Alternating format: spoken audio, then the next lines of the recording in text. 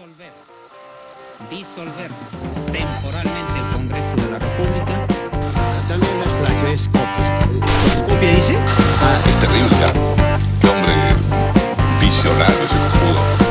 Sí me declaro inocente, totalmente inocente. Hola, soy Pedro Salinas y esto es Rajes del Oficio. Vamos a conversar el día de hoy con Lucía Segarra Bayón y Alexia Gildemeister. Lucía es psicóloga, Alexia cantante, artista, y ambas estuvieron en la manifestación del sábado por el Día del Orgullo, que según lo que cuentan los medios, se trata de la marcha más numerosa, más concurrida, con unas performances increíbles. Yo he visto varias cosas en redes que han estado bien divertidas, ¿no? Muy bien hechas. Y el video del dron que contrataron Alberto de Belaúnde con su esposo Diego era una cosa impresionante. A ver, cuéntenme sus impresiones. Empezamos por Lucía, que tiene más cancha en este programa. Sí, fue una locura, realmente fue una locura. Nosotras llegamos un poquito tarde, porque creo que la convocatoria fue entre 1 de la tarde, 3 de la tarde, nosotras llegamos como a las 5, ¿Ya? había un montón de gente. De hecho llegamos y estaban pues los carros alegóricos que a mí me encantaron, pero para que lleguemos al inicio de la marcha, caminamos como 20 minutos, creo, ¿no? Un montón, ¿no? Entonces sí, fue yo primera vez que voy a una marcha del orgullo. Eso les iba a preguntar. ¿Tú también, Alexia? No, yo sí había ido ya hace varios años. Bueno, ¿Ya? nosotros fuimos con Lucía a una marcha también, pero en pandemia. Entonces la experiencia era diferente. Pero o sea, habíamos ido juntas y yo sí hace varios años, ya no me acuerdo cuántos, antes de la pandemia, también había ido a la marcha del orgullo. ¿Y qué tal está? Pucha, mucha gente. Me sorprendió la cantidad de gente Pero en eso un es momento. buenazo, ¿no? Sí, buenazo, buenazo. Realmente yo tenía muchas ganas de ir, especialmente porque últimamente, no sé si es que, especialmente, bueno, siempre hay mucha homofobia en el aire, mucha transfobia y muchos crímenes muy violentos, Mm. especialmente contra la comunidad trans.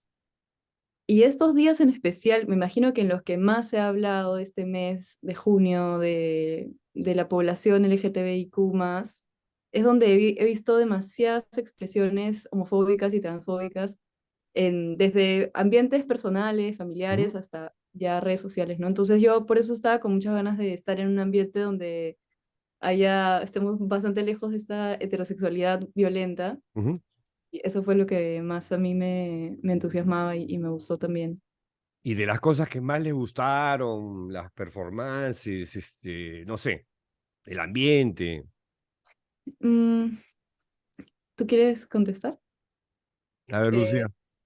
a mí mm, me gusta mucho la convergencia de poblaciones, ¿no? Porque si bien estamos hablando de la comunidad LGTBIQ+, es muy loco ver que se junten, pues, lo voy a decir tal cual, ¿no? Como personas blancas Ujú. con personas de distintos estratos y clases sociales, cosa que generalmente no sucede, ¿no?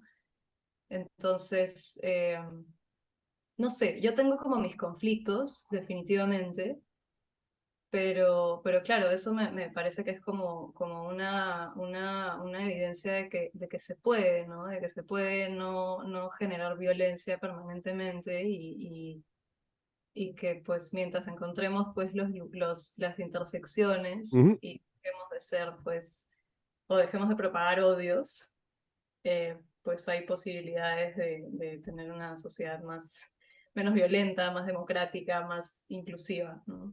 Eso es Alexia.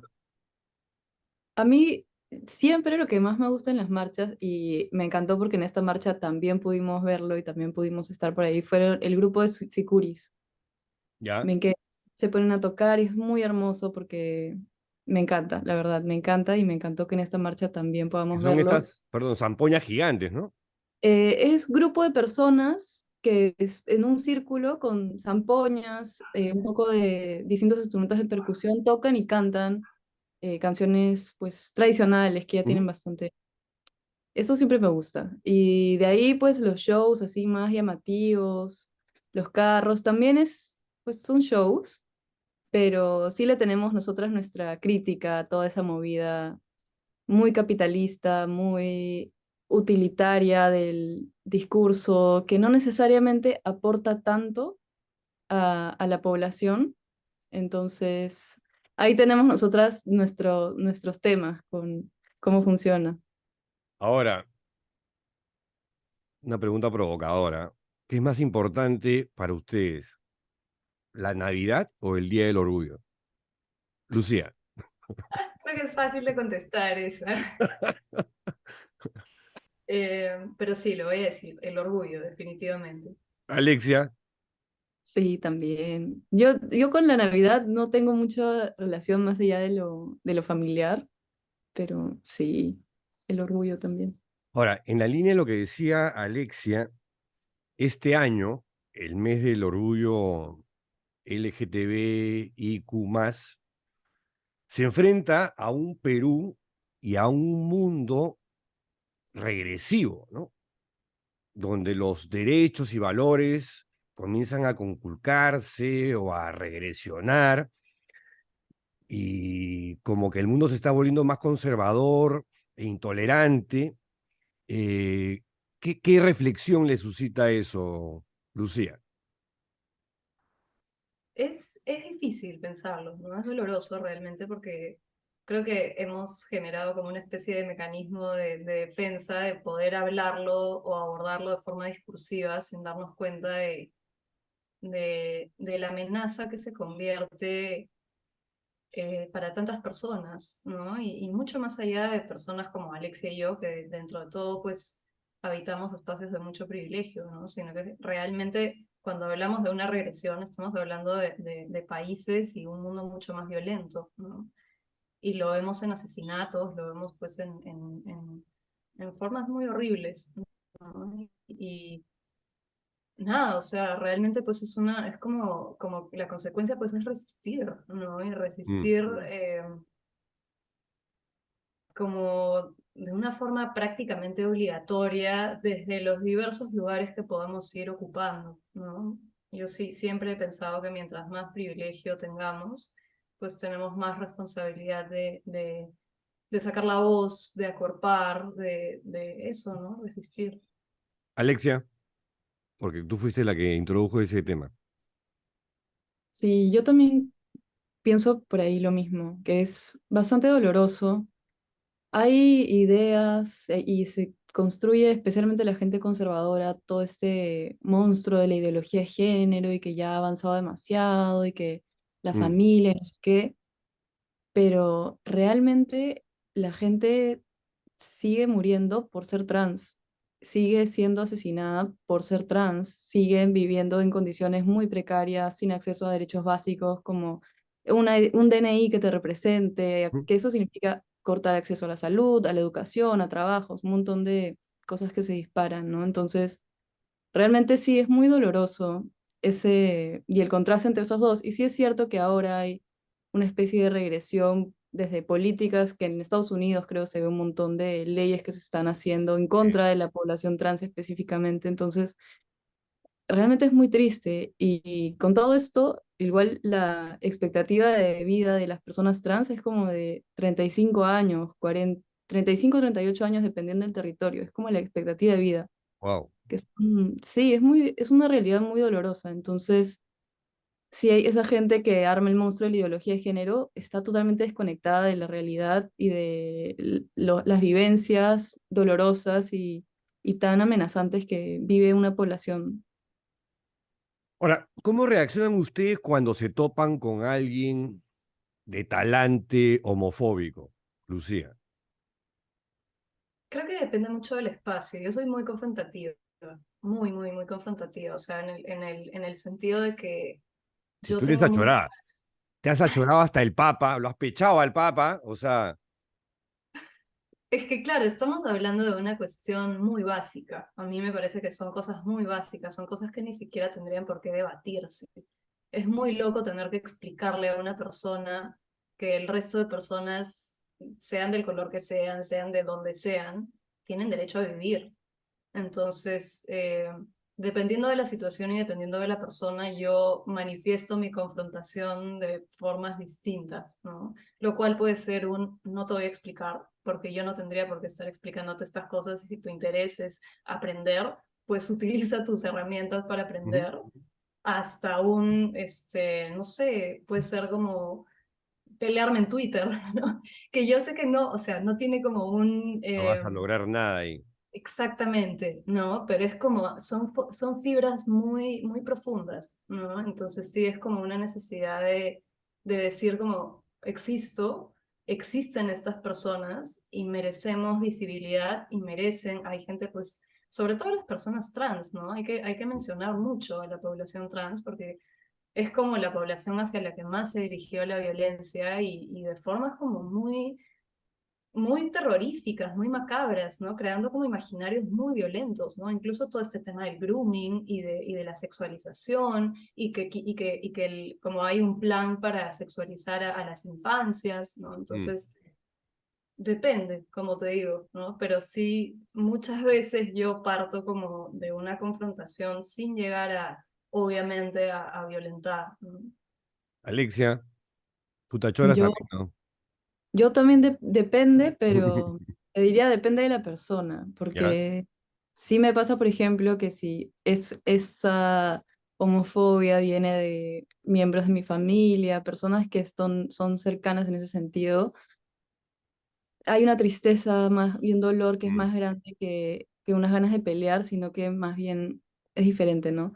Pero cuando lo veo en personas externas, sí conecto mejor con la rabia y con la pelea, y a veces si es alguien que era una persona cercana a mí, pues es cortar palitos, a veces mandar mucho a la mierda, a veces no tanto, dependiendo también de la apertura de la situación, de la violencia, de las frases violentas que está diciendo, porque son ideas, pero son ideas que llevan a realidades cagadas para muchas personas. Entonces, ahí veo, ¿no? Pero sí, para mí depende de la persona, porque no con todas me es tan fácil salir a... Obvio, obvio.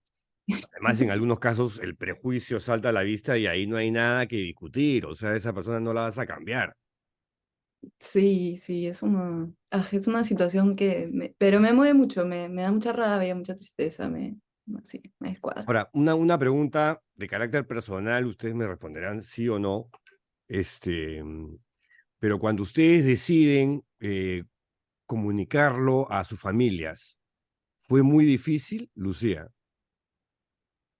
Eh, No tanto, no tanto porque bueno, o sea, yo tengo una personalidad en mi familia que siempre he sido de muy de defender lo que yo vivo y lo que yo quiero, sobre todo sabiendo que es algo normal, ¿no?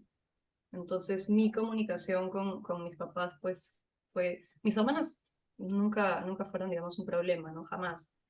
Pero con mis papás sí fue como esto pasa, eh, si tienes algún conflicto o algo, lo podemos conversar siempre desde el respeto, pero las cosas claras, ¿no?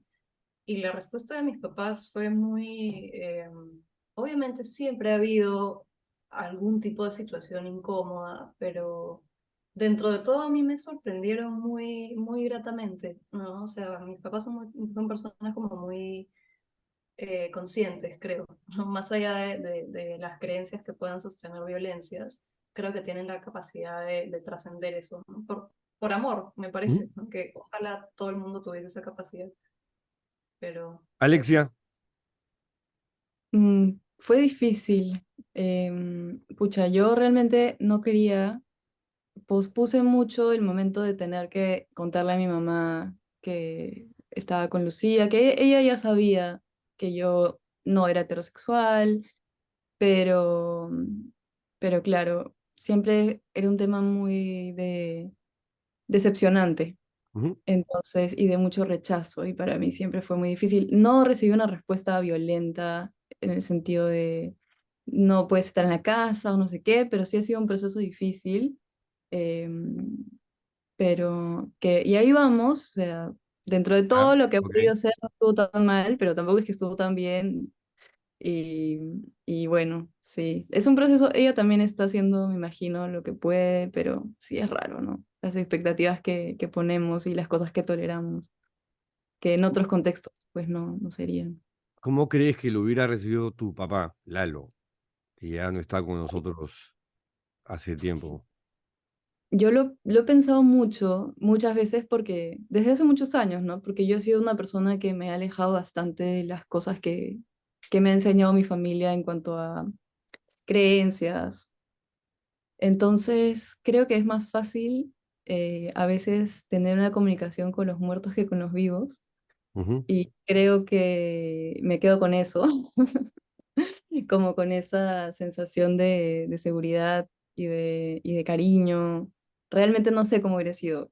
Espero que no tan malo. Sé que igual tenía una personalidad bastante fuerte y frente a una personalidad fuerte yo también me impongo un poco. Entonces probablemente hubiera sido bastante debate. Espero que bien al final, ¿no? Pero no lo sé, como te digo, con la conversación con los muertos me fluye mejor. Yo presumo, habiendo conocido a tu papá, ¿no? Que sí puede haber sido un shock inicial, Seguro. pero era un tipo de un corazón enorme, Sí, ¿no? Yo creo que el amor habría prevalecido ante cualquier prejuicio, dogma religioso o algo por el estilo. sí, yo también creo y espero, y claro, entiendo también que mi mamá, pues, estamos en una situación complicada por varios dolores que cargamos familiarmente, y que eso también hace que las interacciones y que cómo nos relacionamos ahora con quienes somos, parte de un poco de esas otras penas, ¿no? Pero sí, también creo que hubiera sido diferente. Ahora, estaba leyendo algo que comentaba Alexia también hace un rato sobre Estados Unidos, ¿no? Y estaba chequeando que, o sea, ahorita, hace poco más de una semana, semana y días, la mayoría conservadora del Tribunal Supremo de los Estados Unidos le metió un golpe, le ha estado un puñetazo a la comunidad LGTBIQ+. Sorry, que a veces yo me rayo con las siglas porque como que son demasiadas. Bueno, la cuestión es que este tribunal dio una sentencia a favor de una diseñadora de Colorado, quien se niega a prestar sus servicios de diseñadora para bodas entre personas del mismo sexo. Han votado a favor de ello. Ahora, lo más alucinante de esta historia es que esta diseñadora que se llama Lori Smith jamás ha hecho diseño para bodas. ¿Pueden creerlo? Es una ridícula. Bueno, pero dice que ella quisiera hacerlo en el futuro y ahí sí ahí viene la cosa que me parece que ya está truculenta. Cuando lo haga, quiere poner un anuncio con su intención discriminadora, ¿no? Diseño eventos de boda, pero en ningún caso aceptaré servicios para bodas entre personas del mismo sexo, ¿no? Amparándose en la libertad de expresión. ¿Qué tal, Lucía? Ay, no sé, mira, el tema de la Corte Suprema en Estados Unidos a mí me parece una locura, ¿no? Porque no ha sido solamente el tema de No, esta diseñadora, sino que la semana pasada han sido tres de una, ¿no? no, no, y antes la del aborto ha sido la más fuerte, creo, hasta ahorita, ¿no? Claro, claro, que eso ya tiene un año, un poquito más de un año, Sí. pero claro, o sea, yo creo que este tipo de situaciones tienen que verse de forma coyuntural, ¿no? De forma como macro. Porque si bien estamos hablando de una persona que tuvo una idea bastante sorpresiva, porque claro, es como tú no estás trabajando en esto, de pronto porque se te ocurre que quieres trabajar, o sea, ahí la intención está clarísima, ahí la intención no es su trabajo, ahí la intención es politizar esta etiqueta de te voy a discriminar, ¿no? Entonces, Es mi percepción también, ¿no? Porque el día de mañana, claro, ya no será una diseñadora de eventos de bodas, sino puede ser cualquier persona. exacto, que bueno, ha sucedido también, por ejemplo, en las tiendas de Target, ¿no? O sea, en Target ¿Qué es eso? prohibieron la publicidad, digamos, o sea, como pasa acá, ¿no? El otro día pasamos creo que por Starbucks, por el Polo, y tenían una bandera LGTBIQ. ¿Mm? Bueno, en Target en Estados Unidos quitaron todo eso, e incluso a personas que querían comprar mercadería del Pride que estaba a la venta, ¿Ya? llegaban a la caja y les decían, no, no la pueden comprar. O sea, ¿En a ese serio? nivel de absurdo, sí, a ese nivel de absurdo se ha llegado, ¿no? Entonces, acá estamos hablando de una estructura que está sosteniendo este tipo de acciones violentas, que van a empezar por un tema de, ni siquiera, ya estamos como a un cierto tramo, ¿no? No estamos empezando, pero el hecho de decir, por si acaso yo estoy haciendo esta movida legal, constitucional, con un ¿Mm? impacto tan grande, porque incluso se va a convertir en un tema jurisprudencial, o sea, es A eso, fuerte a lo que eso se iba está. yo. Entonces, partimos más o menos por ahí, pero luego lo que va a suceder es que se va a sostener una cultura de muerte, ¿no? O sea, lo Mm. que se va a sostener es que luego, que es todo lo que ha pasado con los temas médicos hacia personas trans, que la gente no puede acceder digamos, pues, no sé, tratamientos afirmativos, etcétera, etcétera, que finalmente lo que impactan es cuestiones muy ontológicas de las personas. Entonces es como, a mí me deja como en un lugar wow, o sea, esto es como una rayita más al tigre de una cuestión muy, muy peligrosa, ¿no? Y es muy loco que realmente no estemos como a nivel global, saltando, ¿no? A proteger a Mm. la gente, a hacer algo, simplemente es como esperar a que llegue el impacto acá, porque eso también va a impactar en el resto del mundo. Alexia, Hoy me parece una locura, no conocía ese caso yo tampoco. y Yo me he enterado hoy día preparándome para la conversación con ustedes. qué terrible y qué terrible que haya habido además un fallo a su favor, o sea, que le hayan dado la razón a ella, ¿no? Mm. En un poco la ingenuidad que no tendría por qué ser, podríamos pensar que pues los derechos humanos y que la decisión sería basada en el bienestar común y que, bueno, al menos no le darían la razón a esta señora, evidentemente homofóbica, transfóbica probablemente también, pero no, ha sido lo contrario, ha reforzado legalmente una violencia, entonces ya llega a un tema bastante fuerte, ¿no? Y de nuevo se podría pensar, ok, bueno, pero ahí es legal el matrimonio, la unión civil y que un montón de cosas que existen, pero, o sea, si se está hablando, avanzando en temas legales, en cosas así de violentas, ¿de qué estamos hablando, no? Porque esto lleva, como dijo Lucía, pues a atentados reales contra la vida, contra la libertad primero y luego contra la vida de personas reales. Entonces, qué triste esa noticia. Mira, siguiendo con data reciente de los Estados Unidos, según una organización de activistas en defensa de los derechos civiles, el colectivo LGTBIQ+, solamente este año, 2023, se han presentado más de 525 proyectos de ley anti-LGTB en 41 estados de los 50 que tiene Estados Unidos, y más de 75 ya se convirtieron en ley. O sea, Estados Unidos, ¿ah? O sea, no estamos hablando pues de Afganistán, ¿no? Del África, que es el peor continente, para ser alguien de la comunidad LGTB, porque ahí te matan, ¿no? Pero, Bueno, pero hacia eso está caminando Estados Unidos a paso lento pero sostenido. Es lo que más me alucina a mí, ¿no? es que yo creo en realidad que este tema, o sea, primero que sí me parece que es como un sesgo decir como África o los países del sur global, pues son espacios más violentos para la diversidad. cuando en realidad me parece que es un poco al revés, ¿no? Porque primero que interpretamos el sur global desde lo occidental y eso ya no tiene mucho sentido.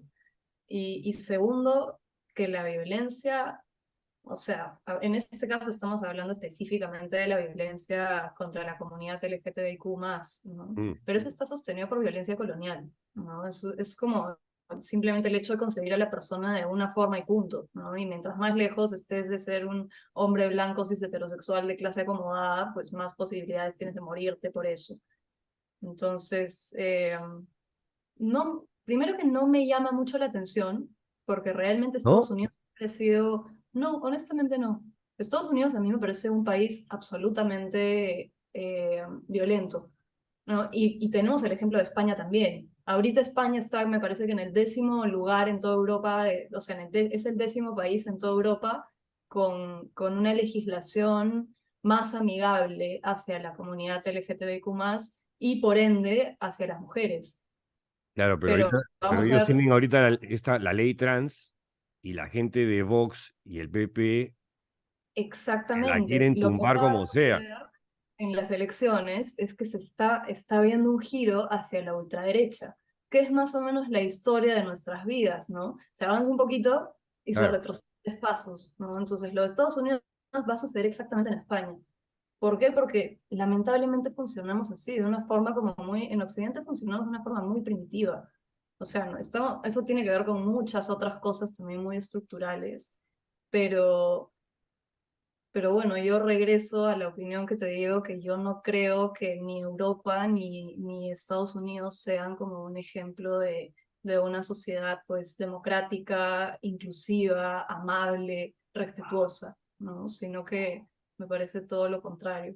A ver, para Alexia, o sea, ya es muy fuerte que una persona discrimine por condiciones raciales o por condiciones económicas, pero es tan fuerte como lo anterior, que se discrimine a alguien por ser quien es, ¿no?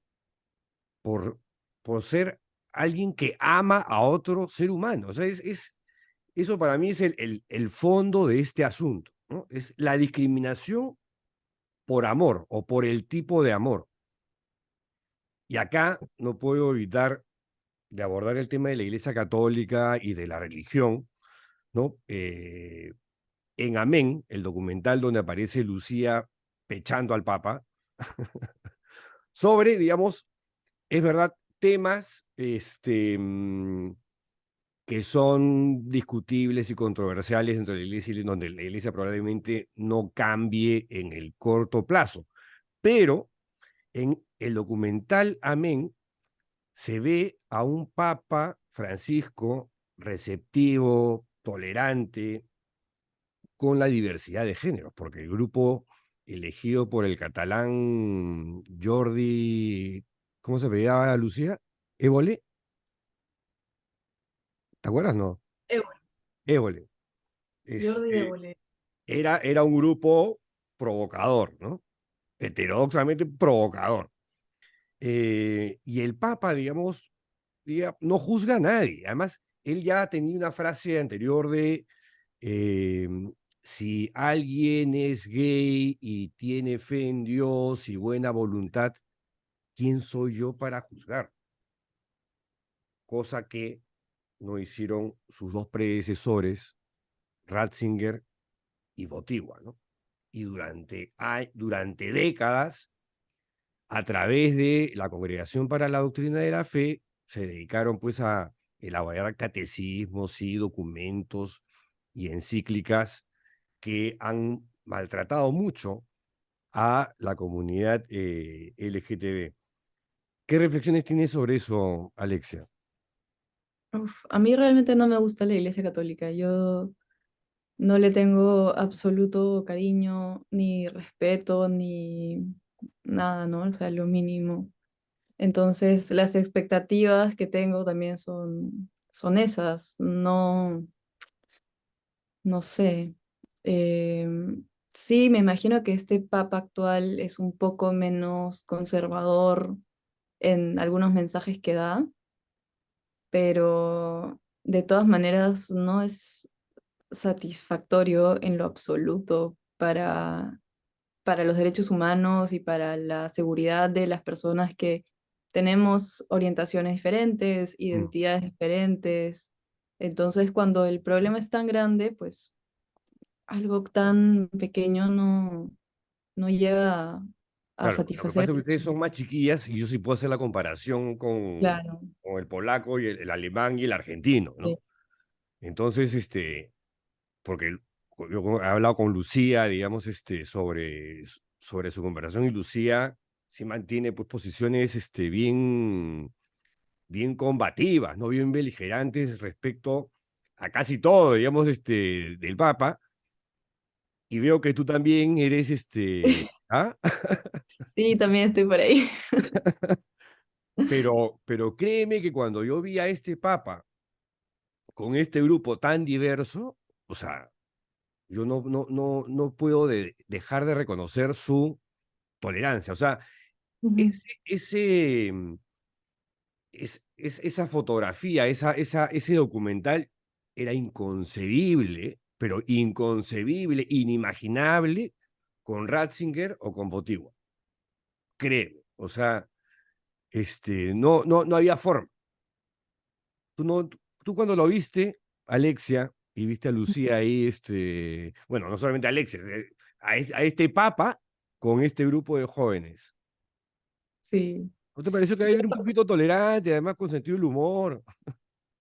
Sí, o sea, es simpático, es una persona simpática, es una persona mayor y a mí yo suelo ser bastante que me caen bien las personas, entonces no tengo un problema con él específicamente, sí con el lugar que ocupa, Ya. sí con lo que representa, sí con Ujú. la institución que lidera, que me parece terrible y que además en el Perú ha sido más un autogol la presencia de la Iglesia Católica que nada, que ni pagan impuestos, creo. Entonces, sí, no, me es difícil decir algo positivo sobre él, sabiendo todas las cosas que me imagino que sabe, que aún más que yo cosas sabrá de delitos, crímenes impunes que Mm. siguen, ¿no? Desde el caso del sodalicio hasta muchos más. Entonces sí me cuesta ahí entrar a felicitarlo por algo que, bueno, ya mucha gente lo ha felicitado, yo creo, y ya mucha gente, ya su Dios le dará Ya Sufi, el dices tú. respeto y el aplauso, pero yo la verdad que no. Ya, a Lucía no le voy a preguntar eso porque ya con Lucía hemos hablado en el canal y fuera del canal. Ahora, ¿qué opinión tienen del alcalde de Lima, Rafael López Aliaga? Lucía. A ver, ¿qué opinión? O sea, siendo, digamos, coherente con mis convicciones de no violencia, no le voy a faltar el respeto, a pesar de que él es muy irrespetuoso y es una persona sumamente violenta Mm. hacia una diversidad de poblaciones. Me parece una persona que no está preparada para el cargo que está ocupando, definitivamente. Me parece una persona, ¿cómo se dice? De forma descriptiva, hipócrita, porque habla de unas cosas, predica algunas cosas y en los hechos pues hace lo contrario. Eh, y nada, eso es lo que puedo decir, ¿no? Como utiliza el poder para para cosas muy paradójicas, ¿no? Como para censurar los discursos del orgullo, o como para poner un ejemplo concreto, ¿no? Tergiversa la información también de una forma muy estrecha, que creo que refleja un poco cómo él procesa la información. Mm. Um, y eso, creo que eso es lo que podría decir de forma resumida. Alexia, ¿tuviste sus comentarios sobre el afiche de Santa Rosa no me acuerdo, Sí, para un festival de cine? sí, ¿en qué está ese señor? No sé. Creo que es como nuestro propio Donald Trump, pero católico y a la manera limeña. Buen, Y buen, no, no, buen, buen símil, buen símil. sí, pero claro, católico, ¿no? Mm. Y Sí, no, tampoco soy, pues no me gusta, yo no voté por él, no votaría por él jamás. Me parece claro que es un personaje que a muchas personas de nuestra sociedad evidentemente le gusta y empatiza, y eso es lo que a mí me parece preocupante, ¿no? Que no solamente es que, bueno, existe el señor y todo, sino que tiene son una cantidad de fans, de Sí. fanáticos, que es preocupante. Entonces, también, y volviendo un poco a la marcha, a las partes que me gustan y que nos gustan en general de la Sí. marcha y que nos gustan de la marcha del orgullo, es cuando se habla de esto también, ¿no? Entonces, el Dina asesina y las maricas contra Dina son cosas como importantes también de juntar estas dos cosas y que no sea solamente un discurso de orgullo capitalista, más gringo, más así, ¿no? Y más traído a la realidad de lo que se vive con este personaje, con las personas que ocupan ahora nuestra política, que son pues, están manchados Mm. totalmente. Entonces, sí, no me gusta. Ahora, ¿qué le dirían ustedes a aquellas personas que piensan que permitir adoptar a una pareja de personas del mismo sexo es una suerte de aberración, de una cosa, pues, contra natura, no sé cómo llamarlo, Lucía? Primero les diría que vayan a terapia. O sea, finalmente no, no sé, Van a faltar psiquiatras y psicólogos, creo. sí, sí, lo peor de todo Van es a faltar manos.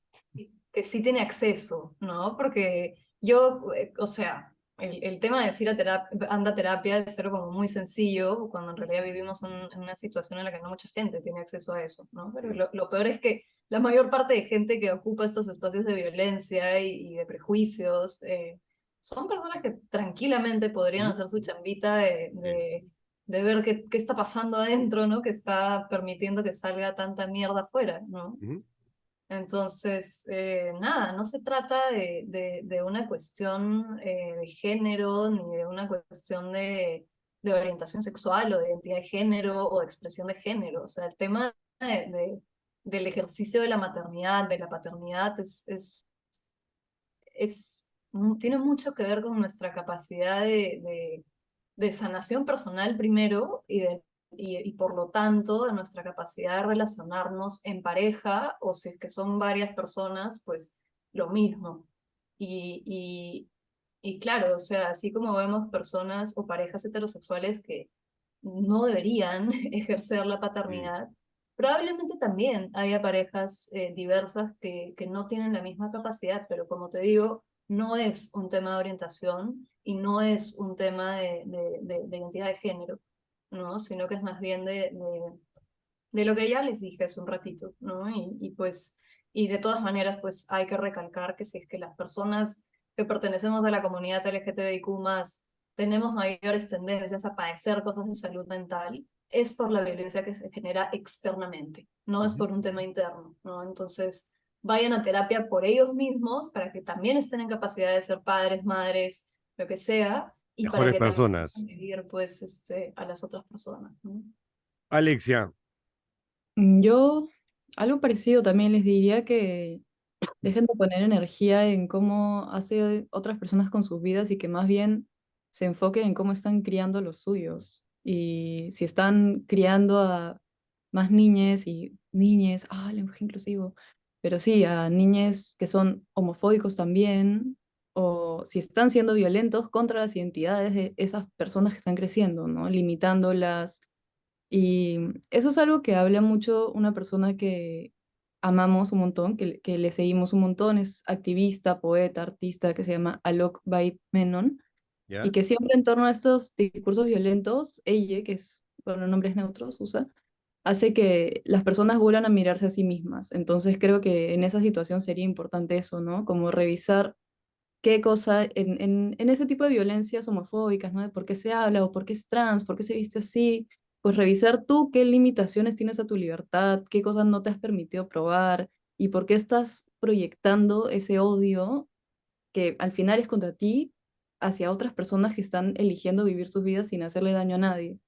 Entonces, para la situación de parejas homosexuales, trans que quieren adoptar, sería una respuesta así también, ¿no? Digo, las personas que se oponen a esto sería esa respuesta, que se miren, que se revisen, que algo están ahí limitándose y algo les está detonando en la libertad de la otra persona y en la felicidad y en la potencialidad máxima, ¿no? La expresión del ser que es tan, tan grande.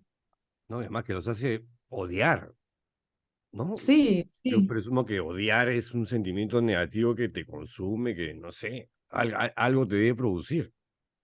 sí, es muy fuerte como pueden estar cargando eso, sino preocuparse por ellos mismos antes que estar tirando su mierda, perdón, pero... No, dale, dale. Acá se habla francés. Ah, ya. Oye, revisando información para esta comparación con ustedes, estaba chequeando que en la región, a la vanguardia en materia de conquistas, ¿no? Están Argentina y está Colombia. No sabía que en Jamaica ser gay es un delito, que en Honduras, Guatemala y El Salvador está prohibido el matrimonio entre personas del mismo sexo, y que América Latina, como intuía Lucía, es una de las regiones más violentas del planeta contra la comunidad LGTBIQ+. El Perú, por supuesto, está en, no sé cómo describirlo, porque en la tabla esta, en este ranking, es como una cosa amorfa, donde hay alguna legislación, pero no se cumple. ¿Qué le falta al Perú en materia de derechos civiles para ustedes, Lucía? Todo, Todo, todo, todo. literalmente.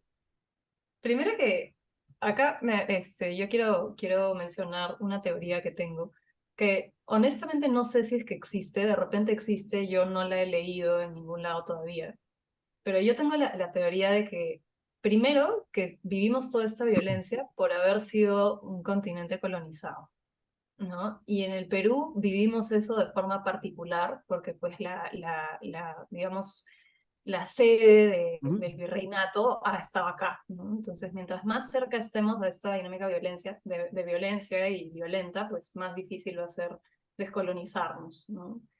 Entonces, nada, o sea, acá ni siquiera no hay digamos, el derecho a la autodeterminación de género, no hay, por supuesto, matrimonio, se ha querido hacer ahí como que unas hazañas medio raras de querer nombrarlo como unión civil o unión Sí. solidaria, cosas que ya son también como súper raras. No se puede adoptar, por supuesto, como que hay que hacer algún tipo de artimaña también ahí. Eh, Estamos en nada, literalmente, o sea, porque tampoco podemos decir que tenemos derecho a la vida y a existir, porque igual matan a gente por ser Ujú. trans o por ser de alguna identidad diversa, ¿no? Eh, Eso. A ver, una pregunta para Alexia. Un dato de la realidad, como comentábamos al inicio de esta comparación, es que se está dando un fenómeno de retroceso en materia de derechos de las personas LGTBIQ+. Y una explicación que leí ahora señalaba que eso tendría que ver con los importantes avances que este colectivo habría logrado, particularmente en la última década. Y eso lo que ha generado y ha suscitado son más bien reacciones contrarias, pero militantes, ¿no? Que de alguna forma sí, o sea, se está dando. ¿Qué piensas tú de esto, Alexia? Pienso que sí, puede ser. Y me acuerdo con eso como antes Lucía daba un taller de feminismos y yo escuchaba. Y una de las partes Sí, que hablaba de me la las... imagino, además me la Sí, imagino perfectamente. era un taller muy, muy bueno. Y hablaba de, pues, un poco de teoría general de la historia y de las olas del feminismo, ¿no? Y que viene en olas como el mar. Y creo que Ujú. ella puede explicar esa parte mejor. Y tiene que ver con eso de avance y retroceso. Y pues a medida que se avanza, los mecanismos de control de los lados que no están a gusto con ese progreso reaccionan de manera distinta, ¿no? Se van adaptando a las nuevas realidades, los mecanismos de control. Y eso es en torno a todo, ¿no? Entonces, a medida que y se relaciona con el capitalismo, con un montón de cosas de la identidad estructural de nuestra sociedad, pero, pero sí, entonces nada, esa respuesta contraria, que también se ha adaptado de manera particular, creo que hay que entender cómo se ha adaptado, cómo esta ideología del odio sigue creciendo en mentes de personas, en corazones de personas, en espiritualidades tan diversas, desde católicas hasta nuevos seres de luz que tienen estas ideas que dirán inofensivas, pero que no son inofensivas, pues eso hay que revisarlo personalmente, colectivamente, porque ahí es donde se está construyendo y se está adaptando la violencia de manera distinta según se ha avanzado y siempre va a ser así. Entonces, sí, no sé si contesté tu pregunta, me fui Sí, para sí, sí, otro sí. lado. pero- Ustedes han hablado mucho también de la violencia y un informe reciente del diario El País, a raíz, digamos, del Día del Orgullo, señalaba que entre el 2014 y el 2021, alrededor de 3.961 personas de la comunidad LGTBIQ+ fueron asesinadas en América Latina, solamente en América Latina. Y uno de 4 habitantes del planeta, este datito sí me impactó, o sea, estamos hablando de más de 2.000 millones de personas en el globo terráqueo, ¿no? Vive en lugares donde ser alguien LGTBIQ+ es ilegal y hasta letal, porque te matan o te flagelan o te lapidan, o sea, es una Ujú. cosa, es un dato, pero bestia, brutal. ¿Cómo defender el terreno que se ha ganado y que ahora viene, como dice Alexia, esta nueva ola en contra, ¿no es cierto? Tratando de arrebatar los pocos derechos que se han ganado, que de alguna manera la pregunta es cómo combatir el discurso de odio. Lucía. Ay, es una pregunta difícil, Yo lo pero sé, yo no tengo respuesta para eso. yo creo que tiene que ver mucho con, con algo que puede ir por dos lados distintos, ¿no? Primero con la relación que tenemos con nosotros mismos, desde el lugar del amor, porque creo que el amor es algo que, o sea, si hay algo que va a generar revolución y que va a mantener eso, es el amor, no es la ternura, es el cuidado, todo lo contrario a lo que se plantea desde el otro lado, ¿no? Eso no significa que tengamos que, a nivel comunitario, que es el otro lado, pues hacer una guerra bajo las mismas condiciones, ¿no? Esto lo decía Audre Lorde, que era una feminista afroamericana. Ella decía, no vamos a desmantelar la casa del amo con las herramientas del amo, sino Ujú. que tenemos que encontrar formas distintas justamente de construir algo distinto. Y para eso sí, pues se va a tener que destruir muchas cosas, ¿no? Entonces, yo creo que a nivel individual, que era lo que decía, pues es como vivir mucho desde la sanación, vivir mucho desde el amor, desde poder cultivar pues eh, relaciones bonitas, relaciones de cuidado, y que eso vaya como materializándose también en comunidades, en la vivencia comunitaria, que es algo que se ha perdido tanto, ¿no? Mm. Eh, Eso, yo creo que esa es la mejor forma, ¿no? Como abriéndole paso al amor. Alexia. Sí, es una pregunta difícil, también porque como, pues estos son temas que nos mueven desde lo más íntimo de la identidad. Es difícil lidiar con personas que tienen ideas que son violentas contra identidades mías y de personas que quiero y de personas que no conozco, pero que merecen el derecho a vivir en paz, ¿no? Y el derecho a vivir una vida sin violencia.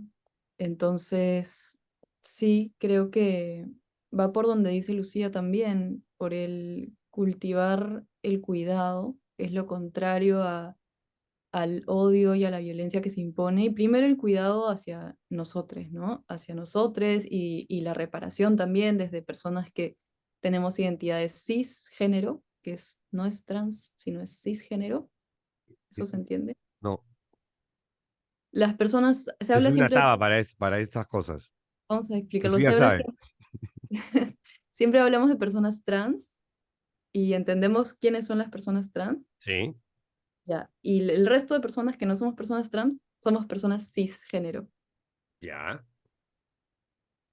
Ya, pero ¿por qué Claro, complican si tanto las tú, cosas con tantas siglas y tantas, Es una forma de nombrarnos. Ya, ok.